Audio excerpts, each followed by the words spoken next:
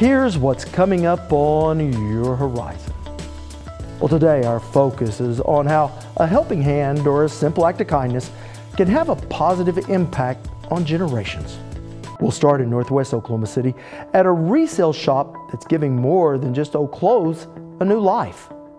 All the things that they're trying to do are worthy of acknowledgement. Infant Crisis Services can help bridge the gap when a baby's family is struggling financially.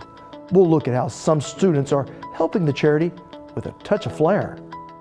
We see on average, 1,500 babies or toddlers a month, and we just want to reach every single one of them.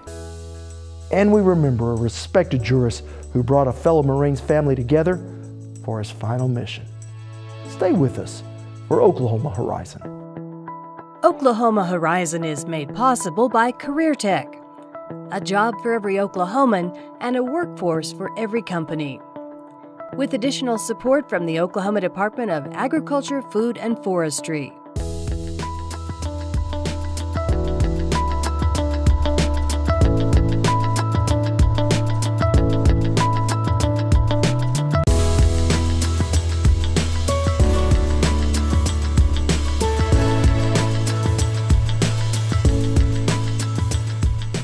Hello everyone, thanks for joining us here on Horizon. I'm Rob McClendon. Well, it's often said that charity starts at home, but for many students, it begins in the classroom. Our focus today is how seemingly simple acts of kindness can change generations of lives.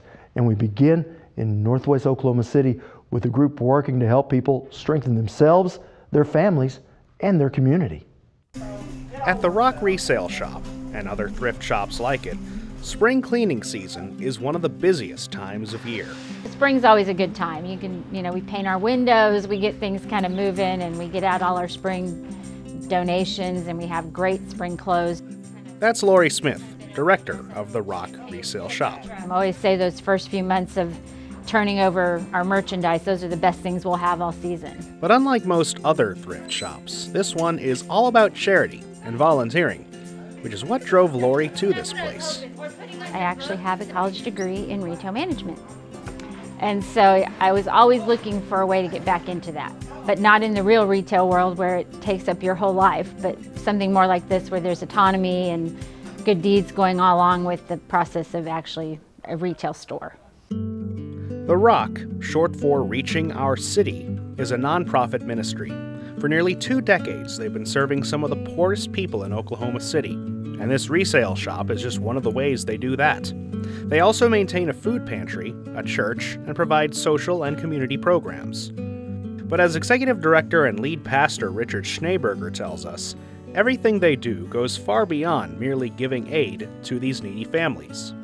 At the heart of what we do and why we do it is to restore dignity and value to people. Poverty is a lack of resources, but there's a stigma that comes along with it, and many of our people are struggling not just with a lack of resources, but a sense of value and a sense of dignity in their life. A bigger part of what we're doing is trying to say you matter, you're valuable, you're important, you can do something with your life. And that plays into what the resale shop is all about. They could give these clothes away, and they sometimes do when the situation demands it. But Lori Smith finds that even the poorest people would rather shop for them. For people where this is the only place they can shop, we want it to be something that's dignified and adds value to their life and is a price point that they can afford. And treating them like customers keeps them coming back in a big way. About 80% of our customers that walk in the door have been in the door maybe even yesterday. And we know a lot about them. It's not just that we know their name. We know them, we know what's going on, and we miss them when they're not coming by. If for some reason we don't see you for a month or so, we may give you a call and find out what's going on, or if you're well, or what might be happening in your situation. That focus on not just helping people, but their situations, has helped them form a relationship with Career Tech. Tech centers, especially Francis Tuttle, serve this impoverished area, giving needy students financial assistance to learn the skills they need to break the cycle of poverty. As part of the top and TANF programs, students are required to volunteer at places like the resale shop. And in the process, they learn valuable skills you can't learn in a classroom. They are on the floor while they're here. They're learning, how to interact with the customers. And again, we're able to offer them love and affection and acceptance and, maybe even just some support that while they're going through their schooling and the situation that they're in. Students who may not fit the traditional student mold, like Benita Turner. She's a graduate of Francis Tuttle, and even though it's no longer required of her, she still helps out at the Rock in any way she can. I tell them all the time if they ever need help that I can come and help. Anytime Miss Lori calls me, I'm there, I'll be there. Before her time at Francis Tuttle, Benita was a single mom making ends meet by cleaning houses. Thanks to support from the Rock and others, she's now in the hunt for a more substantial job as an administrative office assistant. She says the Rock is a great work environment, and she's come a long way with them. You can be yourself in here. I just like coming to hang clothes. Wherever she put me, I love it. I'm not that type of person that I'll complain about a lot, because complaining don't get you nowhere. Lori Smith says making it work for these non-traditional students is what the Rock is all about. They're trying so hard to increase their skills and to increase their pay. All the things that they're trying to do are worthy of acknowledgement. And so I feel like it's a really nice reciprocal relationship, and to see that it can all come together if they stick to it and they give it their all. Now, the work underway at the Rock was recognized at the state capitol at Oklahoma Career Tech's Making It Work Day. The group was honored for helping students improve their community one individual at a time. And if you'd like to learn more about the Rock, we do have a link to their website under this story. Now, when we return, helping the smallest Oklahomans with a little flair. You're watching Oklahoma Horizon with Rob McClendon. Weekly insight into your changing world. 1 in 4 babies in Oklahoma live in poverty, putting them at a moderate to high risk for developmental delay. And according to the American Academy of Pediatrics, 85% of brain development occurs during the first 3 years of life. That's why Oklahoma City's Infant Crisis Services provides formula, food, and diapers to more than 1,500 babies and toddlers a month, all without any taxpayer dollars. Our Austin Moore has a story not just about charity, but lessons in life. A few blocks north of the state capitol, Infant Crisis Services, with its playful statues but otherwise unassuming exterior, is working to change the lives of Oklahoma's most vulnerable. We provide formula, food, and diapers to needy babies and toddlers in our community. So any baby or toddler up to 48 months can come for our services and receive a week's worth of those essential items that they need to grow and thrive. Courtney Thomas is the Community Relations Coordinator for this charity that since 1984 has been sustaining families in need. So last year we served a little over 18,000 babies and toddlers. This year we're on track to serve over 21,000. So we see a little, on average, 1,500 babies or toddlers a month, and we just want to reach every single one of them. The amazing thing? They do all of this off private funding. Nothing federal, nothing state, not even United Way dollars. We solely are able to do what we do with our community's help and support. They bring in donations of in-kind and monetary all year long, so we can continue to help feed and provide for the littlest in our community. Enter juniors and seniors from Edmond Memorial High School and their class project. So this is 89 students of first years. I have 145 students in marketing and DECA this year. Kim Walters teaches marketing at Edmond Memorial High School and leads the school's Career Tech student organization, DECA. DECA is the student organization that is associated with the marketing program. So marketing education has a number of different courses and career pathways that a student can take on, but DECA is that integral piece of the community service and competition and putting themselves out there in the real world that connects and links the classroom to the real world. In this example, the project is linking these students to families who often need more than just supplies, who often need a bit of joy in their lives as well.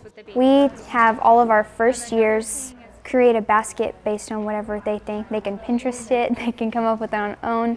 We just have to have diapers or some kind of baby products in there. Mackenzie Golden is a senior marketing student at Edmond Memorial. See, with DECA, it's all about marketing and showing stuff differently. So we just kind of take just a normal project and just kind of amp it up a little bit just to give it our Edmond Memorial spin on everything. There is a unit that I teach on promotion, and one of the elements in promotion is packaging. And we talk about the value of packaging, color, and its importance to advertising, and they decided a theme for their baskets, and the common element had to be a package of diapers. Because that is the need at Infant Crisis Services now.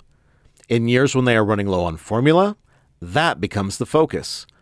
Because at the end of the day, this lesson is still about helping.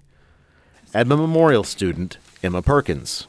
Our main goal is just to get as much baby stuff as possible, you know, and then even though we had a presentation competition, it was mainly just bring in a lot of stuff that we can give to the Infant Crisis Center. It's a good feeling to come here and see people picking out stuff, not knowing what if you helped someone or anything like that. And so the students see that there is opportunity for them to be on a teen board here, that they can come down here and volunteer. So once again, it's connecting something that they learn in the classroom, they've been taught, and they're building a resume at the same time. Fundamental stuff for students entering a competitive world. Students have always wanted to put the pieces together. And what the real world is now coming back and telling public education is it is vital that they have these real world life skills, and it is important that they have the core subject areas. So we have got to find a way, but we have got to make sure that these students are ready and willing and able to function in the world. And that's what Career Tech is all about. We bring in the real world environment into the classroom. Now you can find out more about Infant Crisis Services on their website, which we do have a link to at okhorizon.com. Now when we return, remembering a man of service. Horizon is at your fingertips. Join us on Facebook, Twitter, and YouTube to catch the segments you may have missed and our latest new content as it happens. When Charles Migliorino died of cancer this month, Oklahoma lost a respected jurist and a distinguished judge. But more than anything, he lived a life of service, volunteering for Vietnam, teaching in the Ardmore Public Schools while also attending law school at night, then a legal career as a prosecutor and a defense attorney before becoming the associate district judge for Johnston County. But Migliorino, never one to brag, would tell you in private that one of his proudest moments was an act of kindness that brought together a family with their long-lost brother. Today, we remember his life and his service in a piece we call A Marine's Love Story. I got this steak for our anniversary tonight. It's dinner time for Alice and Charles Migliorino. With a lot of butter. Nothing fancy, even if tonight is their 43rd anniversary. Inseparable through the years, they met in college. Alice, a homecoming queen, and Charles, the big man on campus and on the court. And I did real well at Murray. I was sixth highest scorer in the nation in junior college. Oh, I thought, oh, what a nice looking young man. A budding relationship, yet Charles knew there was something else he needed to do. I was in the dormitory, and there was Life magazine, and it was a story about some soldiers. They weren't Marines, they were soldiers. And the officer, who was a 22-year-old officer, had called artillery in on them because they were basically being surrounded and engulfed by North Vietnamese. The story mentioned, 18, 19-year-olds, and here I am, 17 years old, almost 18 years old, and I'm just sitting in a dormitory. So Charles joins the Marines, off to boot camp at Parris Island, with his love back in Oklahoma. After he joined, he he wrote me a letter and he asked me if I'd marry him. I said, sure. And he went out and bought me a ring, and that was that. Had it delivered. Had it delivered. It came in the mail. Little time for romance when you're heading off to Vietnam. Shipped to the front lines, Charles found himself along the infamous DMZ. We were surrounded by North Vietnamese everywhere. And it was here he became friends with the old man of the platoon, Mike Ferraro. Mike and I were good friends. Mike was, in January of 1968, he turned 21. And I was just fixing to turn 19 in February. I would be 19 in February. He was an older guy. And he had been over there a little longer than me. But he had a fantastic sense of humor. He'd make fun of everything, or he was the kind of guy that was always joking around and always the lighter side of stuff. And he was kind of a clown, but then you could learn a lot from him. I knew enough to know that. And we hung out a lot. We talked a lot. About life and survival in a land so far away from home. Letters were very important things. Letters are the things that you wanted a lot of. You wanted to hear from somebody. You wanted to hear from somebody that you love. Like going back home, too. Yeah, it's like going back home. It's like being at home. But not all the boys' letters were welcome ones. You're around a bunch of guys who are writing their girlfriends back home. They're getting Dear John letters and stuff like that. You're just trying to keep your girlfriend. That's one thing. That's just the reality of it. So Charles had another idea. Rather than write, he taped his love letters on an old reel-to-reel tape player. Damn, I hope nobody else is listening, because I feel sort of embarrassed if they heard the lousy tape I'm making up. And if you let anybody hear it, I'll go nuts. Please don't tell me if you do let anybody hear it. There was a lot of I love yous in there. Well, I say it all the time. I love you a whole lot. I wish I was there.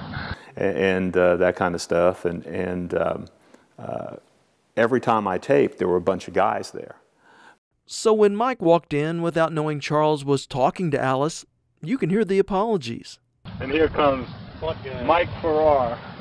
What's everybody coming here for? Hey man, what's going on? Because I'm taping the thing. That's why everybody's coming here. Is that on now? Yeah, it's on now. I want you to say a few words. That's your girl? Yeah, my girl. I'm sorry there. And while Mike liked to kid around, their job was often deadly serious.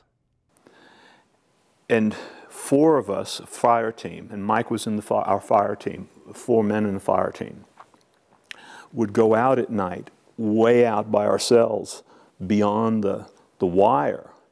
And basically, it's a listening post. Basically what it is if anything comes in at night, you get hit first. Developing a bond that went beyond their years. Yet, boys will be boys.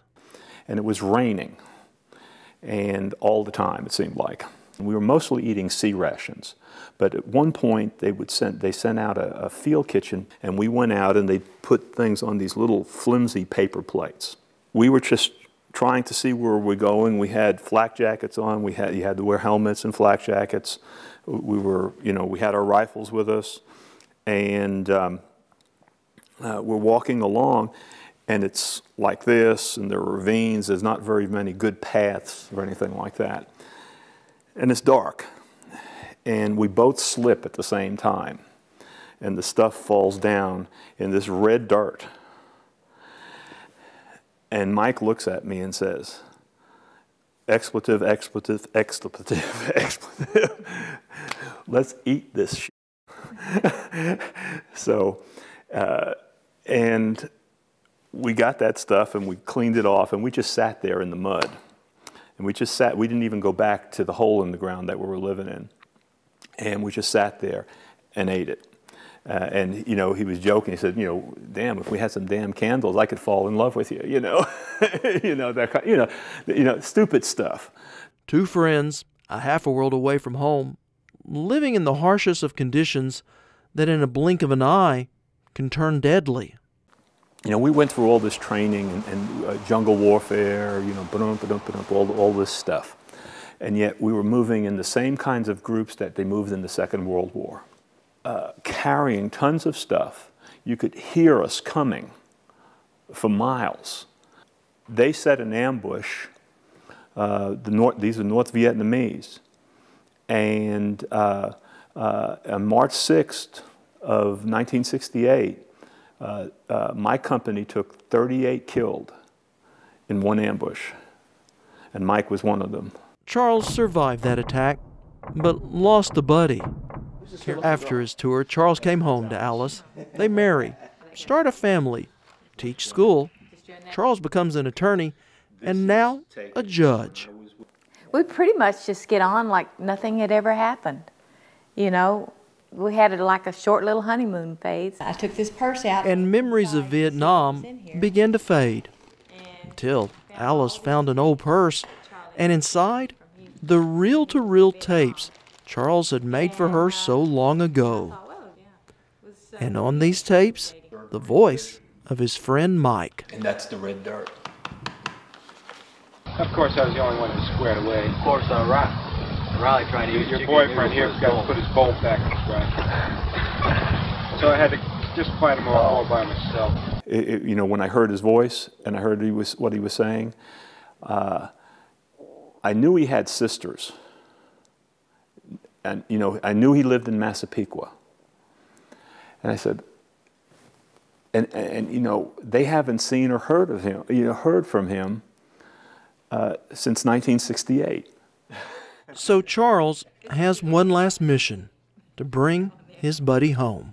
They just need to hear this. Okay, we're ready for a couple of interviews. Well, one interview anyway. Here's Mike Farrar, and he's going to give us his opinion, on Vietnam. What it's worth. It ain't worth nothing. Well, let me tell him about the time I won the Medal of Honor. Oh yeah, tell him about the time you won the Medal of Honor, Farrar. Charles found Mike's sister and sent her the recordings. Hello? Pat? Yes. This is Charles, Pat. Charlie? Hi, Charles. Yeah. Recordings made with love that gave a sister a final reunion with a beloved brother. A gift I never expected to get, and yet to hear his voice after all these years, and also hear it over there in such a dark place, but how they could still joke, and my brother could still be joking, and talking with all that was going on. It just really I almost felt like, I'm getting a little emotional, that I was there, and just to hear his voice, but also knew he was with friends. Pat, you know, Mike's sense of humor and all of that did something for me. And, you know, the songs he'd make up about people, and, you know, the little songs he'd make up, and you know, about Riley, and those are things that were wonderful things for me.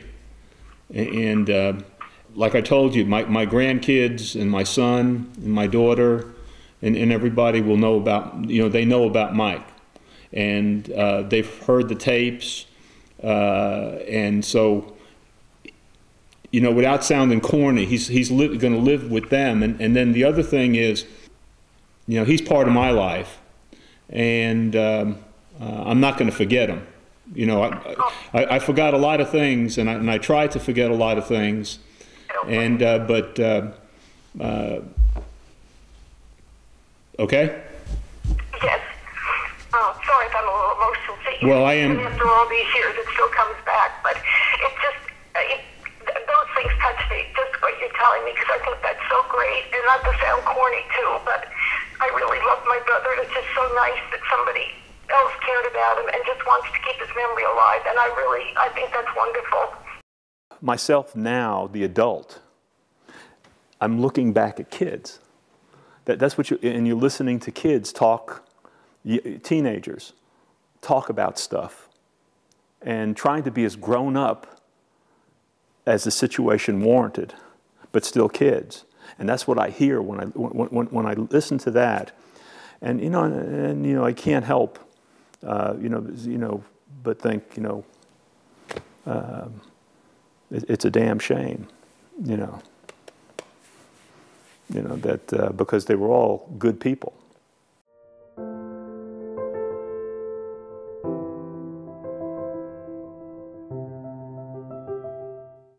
Well, that is going to wrap us up for today, but you can see more of any of our stories on our website at okhorizon.com. Follow us throughout the week on Twitter at OKHorizonTV, or like us on Facebook, where we do post our weekly stories. Thanks for including us as part of your day. I'm Rob McClendon. Hope to see you back here next week. Oklahoma Horizon is made possible by the Oklahoma Department of Career and Technology Education, with additional support from the Oklahoma Department of Agriculture, Food, and Forestry.